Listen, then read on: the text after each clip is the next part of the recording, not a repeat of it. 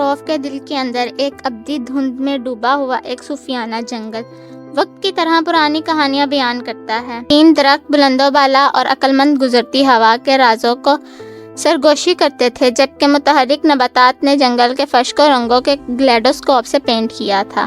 گروہ کے بیچ میں سرگوشیوں کا درخت کھڑا تھا، چھال کے ساتھ ایک بڑا بلوچ جو چاندی کی روشنی میں چاندی کی طرح چمکتا تھا۔ یہ تھا کہ درخت جنگل کی یادوں کو تھامے ہوئے اس کی پھیلی ہوئی شاخوں کے نیچے کھلنے والے ہر کہانی کو اپنی گرفت میں لے لیتا تھا۔ پاس کی ہوا جادو سے گونج رہی تھی اور قریب سننے والے ماضی کی کہانیوں کی دھندلی بازگشت سن سکتے تھے۔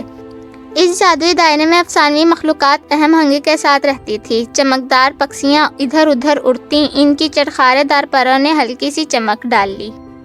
دانشمند پرانے الو شاخوں پر بیٹھے ہیں، قدیم حکمت کے محافظ شرارتی پریاں پوشیدہ گلیڈز میں منتر بنتی ہیں، ان کی ہنسی درختوں میں گونجتی ہے۔ ایک دن ایلیرا نامی ایک متجسس ایڈونچر نے انچینٹڈ گروو کو ٹھوکر ماری۔ ندیدہ مخلوق کی مسحور کن دھنوں سے مزین وہ جنگل کے دل کی گہرائیوں میں چلی گئی۔ جب وہ سرگوشیوں کے درخت کے قریب پہنچی تو اس کی چاندی کی چھال امید سے چمکتی دکھائی دی۔ اس نے ایلیرا کی موجودگی کو محسوس کیا اور اپنی کہانیاں سنانے لگا۔ سپاہیوں اور جادوئی تلاشوں اور ممنوعہ محبتوں کی تصویریں اس کے ارد گرد فضا میں پھیلی ہوئی تھیں۔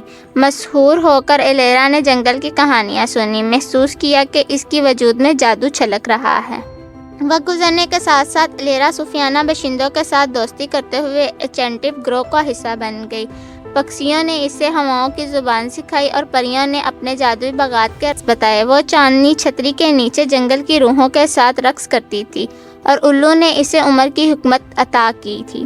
جیسے جیسے موسم بدلتے گئے، اسی طرح انچینٹڈ گروو کی کہانیاں بھی بدل گئیں۔ نئی کہانیاں بہار کے پھولوں کی طرح پھوٹ پڑی اور قدیم درخت وقت کے دھاگوں کو زندگی کے ایک بھرپور ٹیپسٹری میں بنتا رہا۔ جنگل اور اس کی کہانیاں لازم و ملازم ہو گئیں، جادو اور حیرت کا ایک ابدی رقص۔ انچینٹڈ گروو کہانیوں کی طاقت کی زندہ ثبوت کے طور پر کھڑا تھا، جہاں پتوں کی سرسراہٹ اور ہوا کی سرگوشیاں ہزار کہانیوں کی باز گشت لے کر جا رہی تھیں، جو ان لوگوں کی دریافت کرنے کے منتظر تھے جنہوں نے اس کی جادوئی گلے میں داخل ہونے کی ہمت کی۔